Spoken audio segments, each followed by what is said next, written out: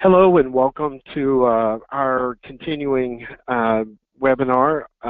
This is part 2 on information governance, and today we're going to be jumping into starting to assess your risk, and which we believe is really the beginning of a good information governance program, just understanding where you are. Information governance, just some refresher from our previous webinar.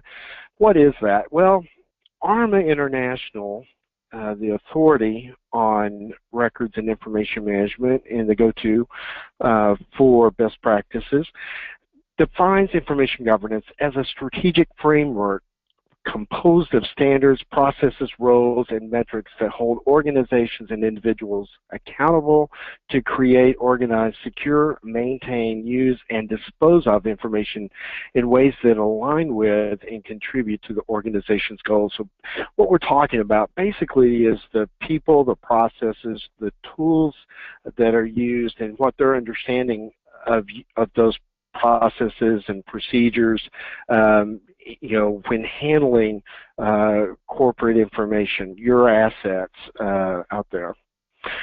Again, why we believe that information governance is here to stay? Well, primarily CEOs and board of directors are being held accountable by regulators and by the regulations in the courts.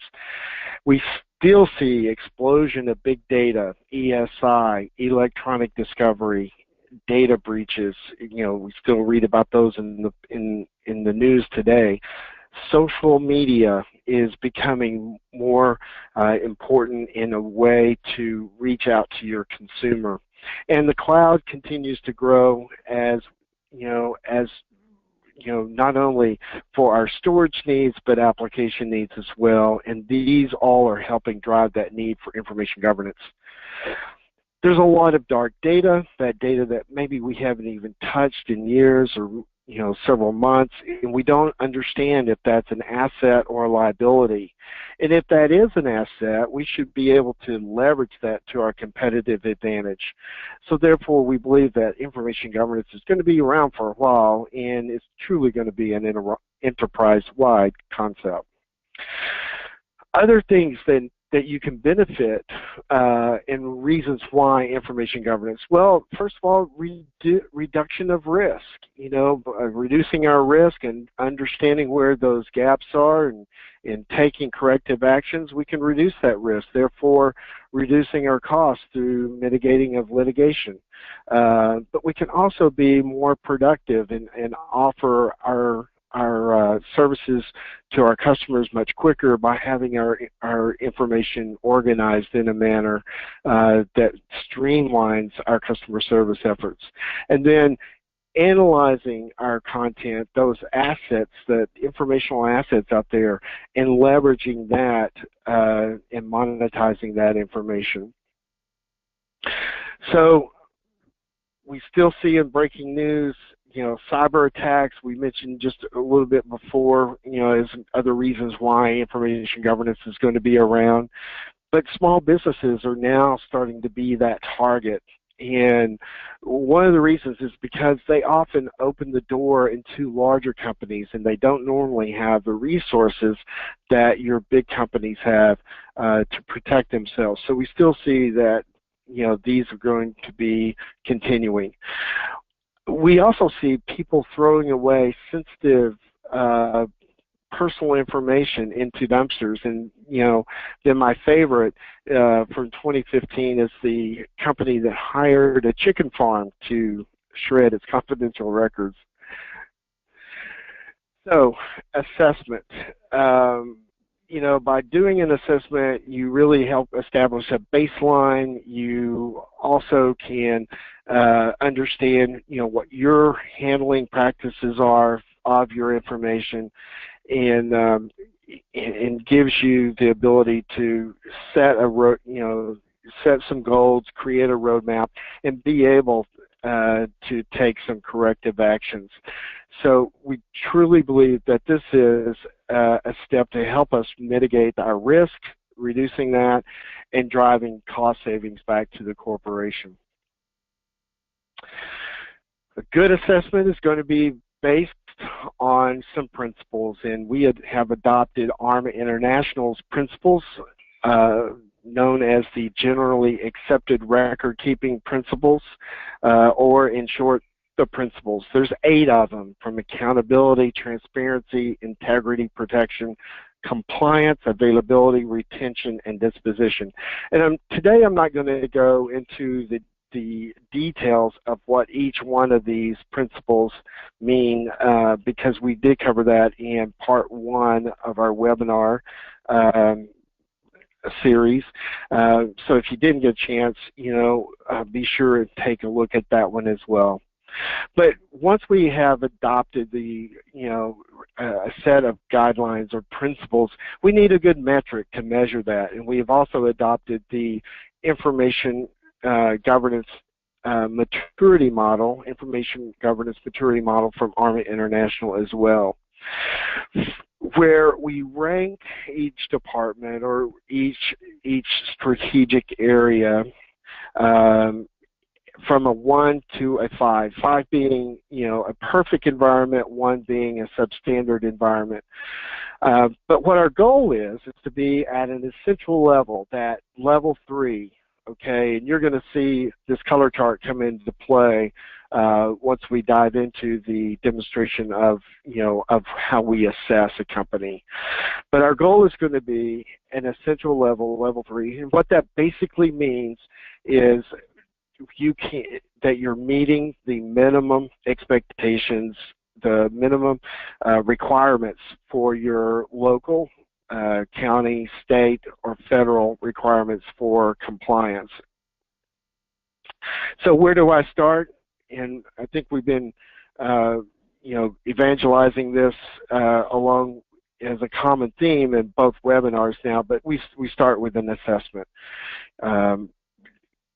You can't know where to go until you have an understanding of where you are, and that way you can build your roadmap to that destination, to that goal that you have for your company.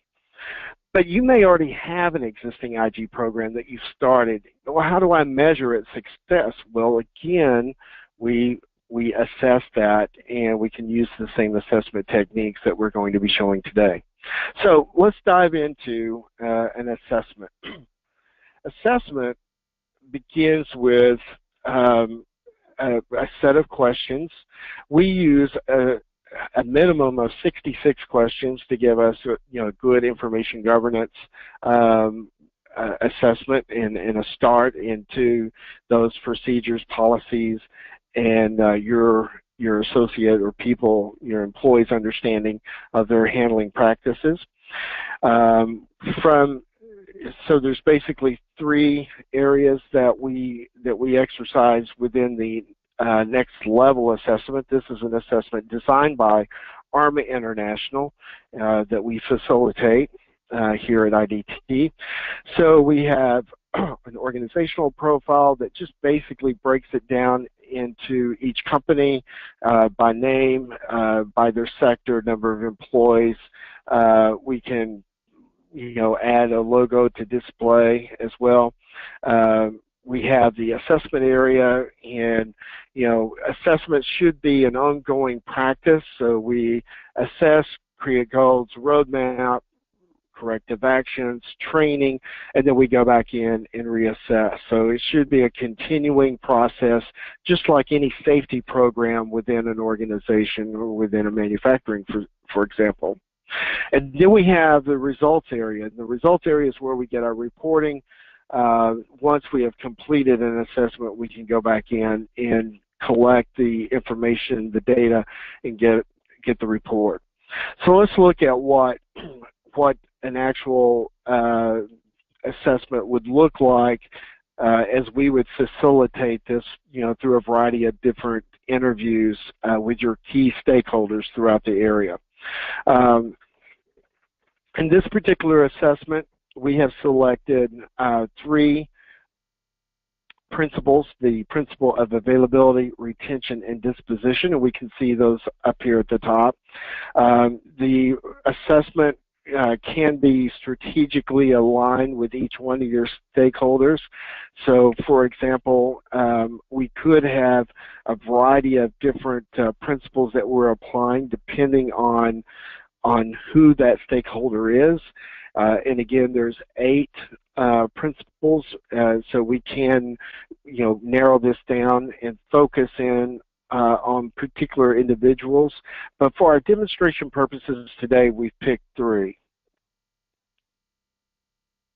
So the way this works, we pose a question, and the question here has to do with the principle of availability, and then again we see our numbers. Okay, we're trying to look for an essential level 3. This is what we're hoping that we're going to achieve, but we could come in something less than 3 or something greater than 3.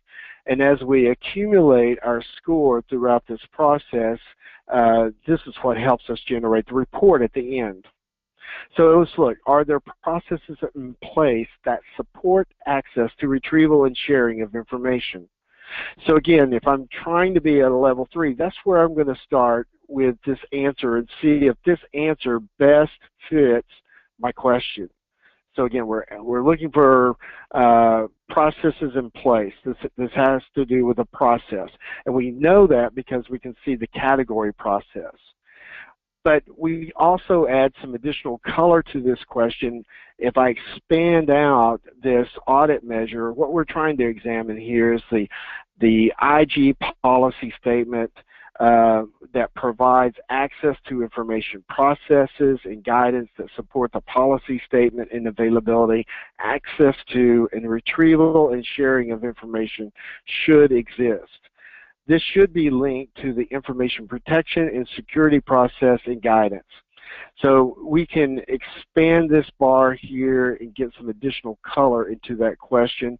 If you were utilizing the assessment as a self-assessment, and there's a variety of ways that we can facilitate this, where we send these questions out, and then we come back later after they've seen the questions and tried to answer, and we do interviews and refine those answers.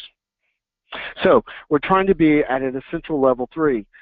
So let's look at this answer and see if we fit here. And in my situation, perhaps in this example, we're going to use that we have processes in place to access retrieval information. So the answer here on the essential level 3 is the organization has processes to deliver access to and retrieval of information in all formats.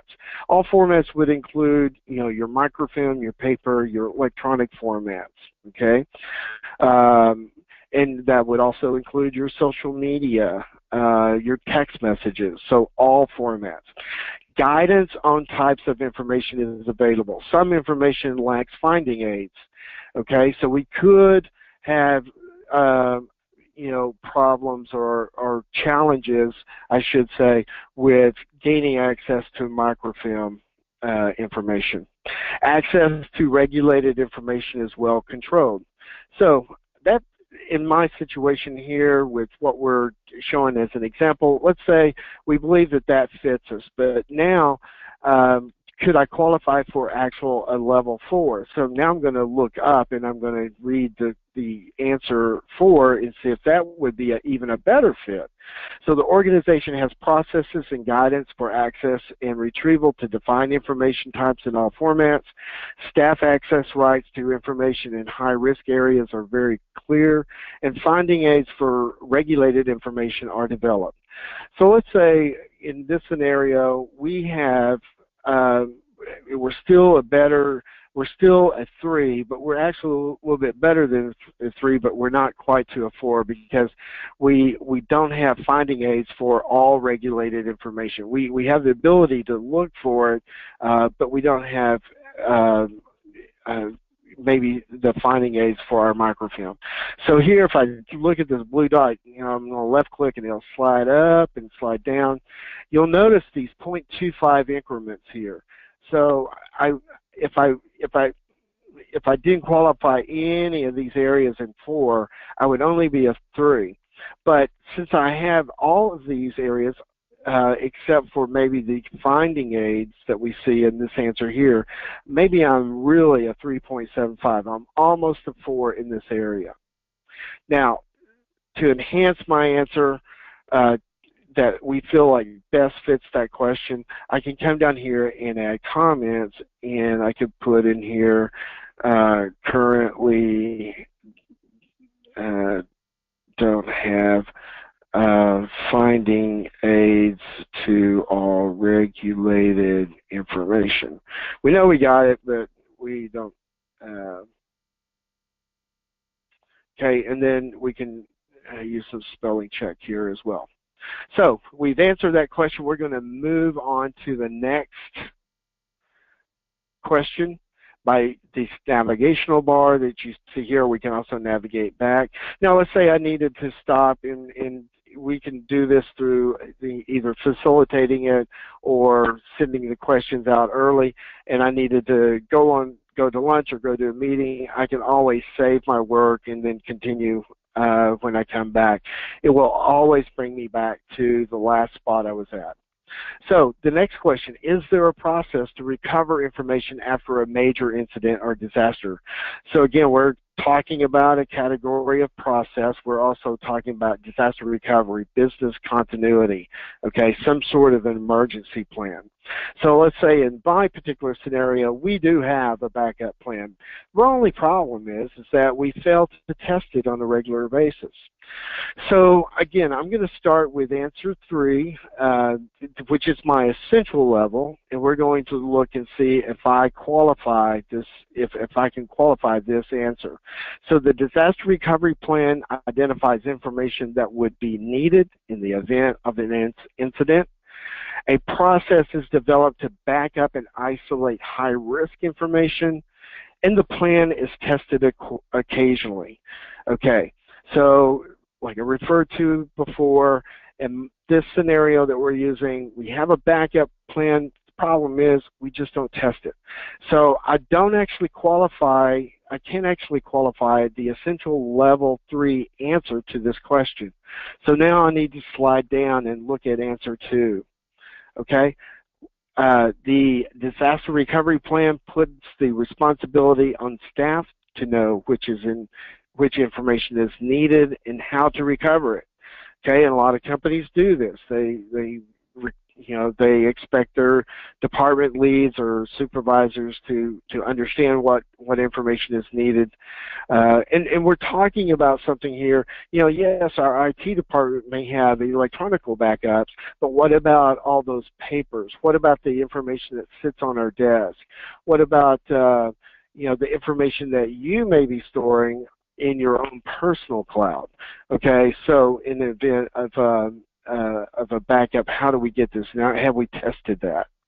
Okay, so really I'm better than a 2, and I'm not quite to a 3. So again, we're going to left click and slide this bar up, and again, I could be probably at a 2.75, and we can add and enhance our answer by, we currently have a backup plan, but haven't tested. Okay. So again, moving on, we navigate forward to our next question. And as we finish all of our questions in one area, and this is a pared down version of a facilitated assessment that we use for demonstration purposes. Overall, if we were to do all 8 principles, there would be, like I mentioned before, a minimum of roughly 66 questions that we would answer. So now we get into retention, and just to help expedite through this, I think you understand, we ask the question, we can look to see what kind of category we're looking at, and we can also get additional color from our audit measure here. We can slide this bar up and down and select the answer that best fits the question. We can come in here and add additional comments, and then we go on to the next question. So it's a very simplistic process. And by us coming in and also facilitating this, we also get a deeper understanding of that information so that we can report back to your committee or your board of directors or CEO or your, like I said, your IG committee, if you have one, steering committee, with the information. At the end, we can provide a summary of all the answers, and we can, you know, in all the comments that were listed. If we need to go back and make changes, we could navigate ourselves backwards and make a change, either raising that up or lowering it. And why would we do that? Well, a lot of the times you'll find that a question and an answer that you saw in retention may change after you look through some of the questions in disposition. It's because a lot of these principles are related together. For example, you cannot have a legal disposition without a retention schedule. So as we get deeper into it, may cause another thought or, you know, process that may change your answer, which could either raise that answer or lower that answer. So once we have completed this, then we can go to our results section and we can start to pull out the information from that. So we have some reports that I'm going to show you here. First, we're going to start with just some raw data that we pulled from this report earlier. It comes in an Excel spreadsheet format.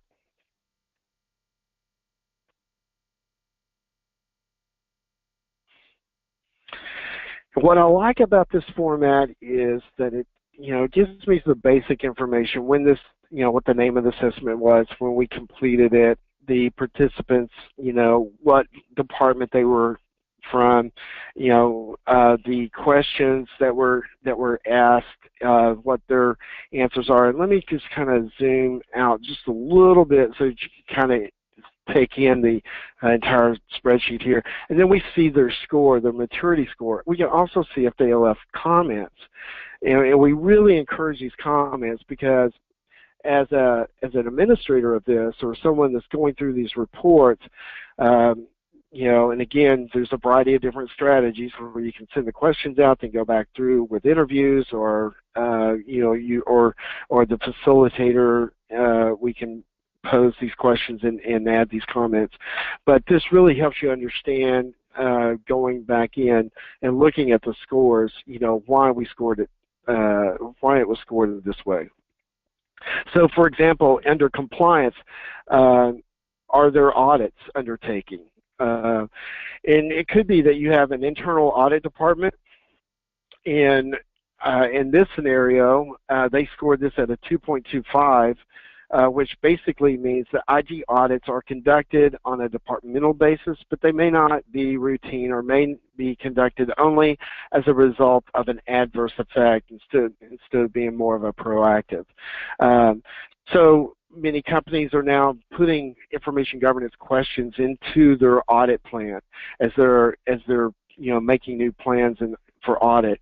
But this currently was scored at a 2.25, and then they added a comment here, if I zoom in on that area, that audit is adding IG to the audit plan.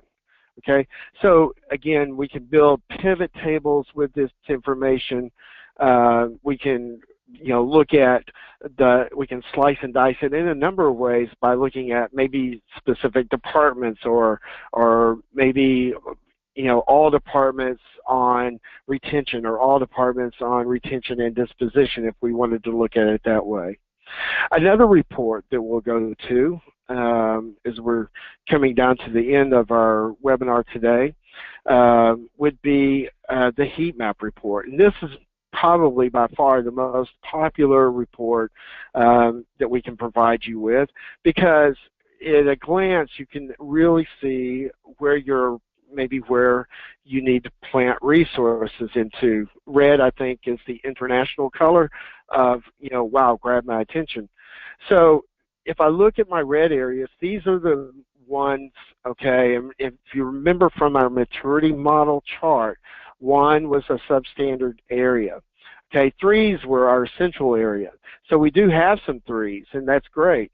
Okay, but we also have some 2s, which means that we need to look at those areas, identify, what our goal is for that area. Maybe our goal is to leave it the way it is because there's not a huge return on investment, and we have lower hanging fruit that we need to go after, or higher value targeted departments that are being hit with with costly litigation.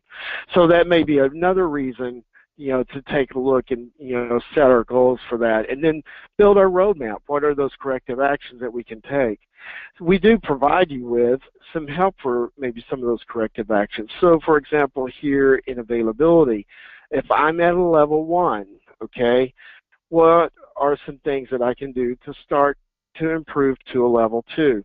So thanks to ARMA and the tool that we facilitate, we have some guidance here, and there's also some educational resources that they provide as well. Maybe I'm at a level 2 and I want to get to level 3. Okay, so again, here are some areas that we can start you out in, and this is not all inclusive. So if we facilitate your assessment, we can provide you with more details in that. One more report, and this is just more of a simplistic executive report, so that it shows you a summary of those departments that were involved in an assessment. And again, keep in mind, you can have a variety of different scopes for your assessment. Could be you want an enterprise-wide assessment so that you can establish your baseline, or it could be that you have those high-value targeted departments that is, seeing excessive litigation, and you want to find ways that you can mitigate that, lowering your cost in those areas. So, you could be, again,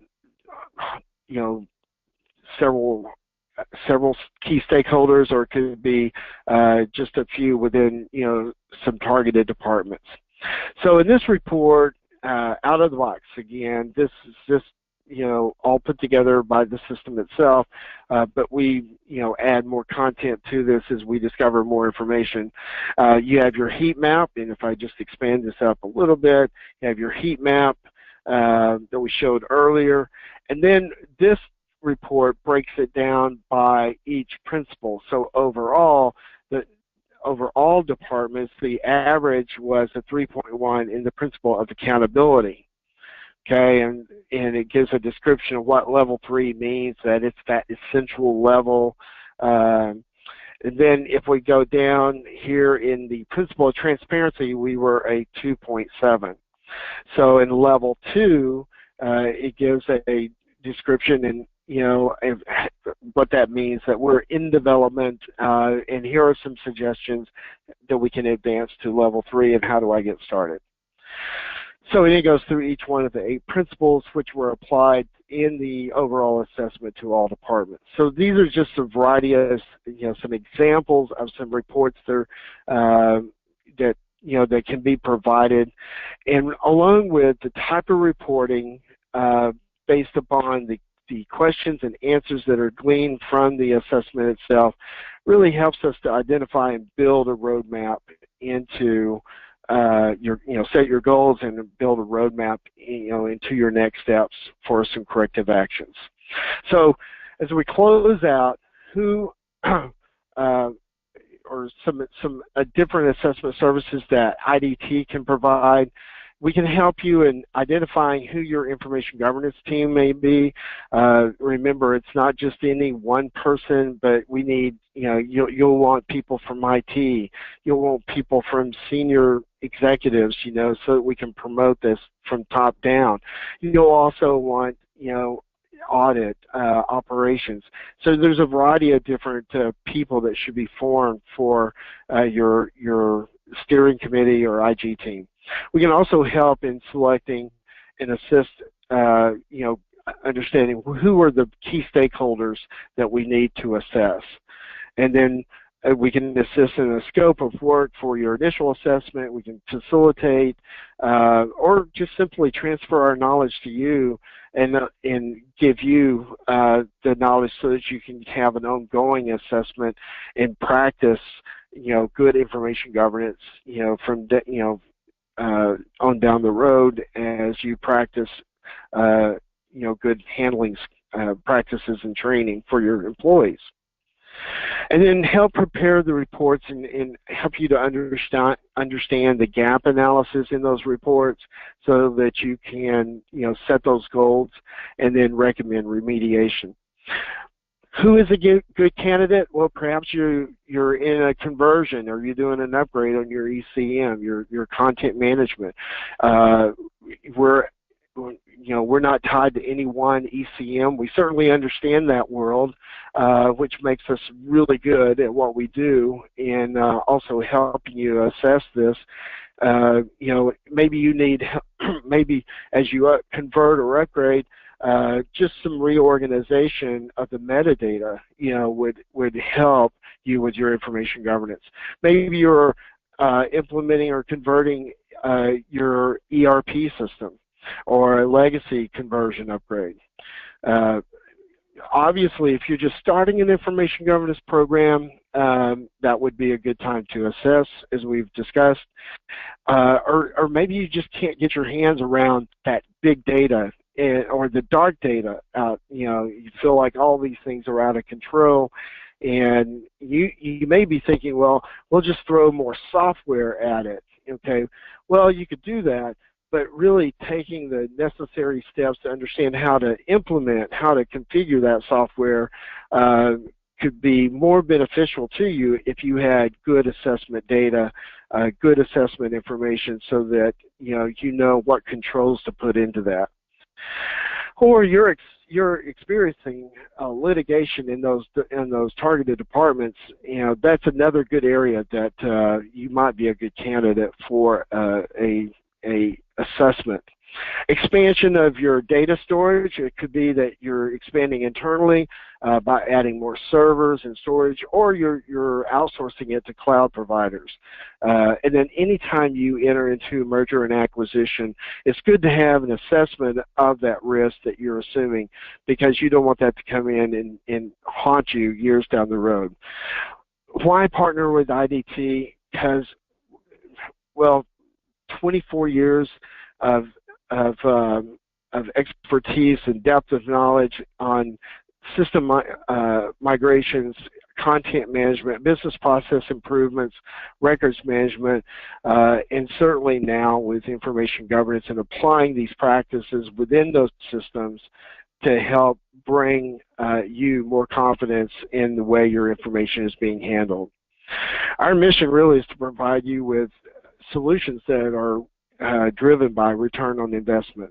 And we have well over 100 years of specialized enterprise information management experience in those areas. So with that, I'm going to open it up to questions and leave these last few minutes for that. If you happen to be watching our webinar online later after our web demonstration here or presentation, feel free to reach out to us. There's an email address there if you have questions or you would like to know more about IDT and the assessment and the facilitation of the assessment. Again, thanks for attending, and I look forward to your questions.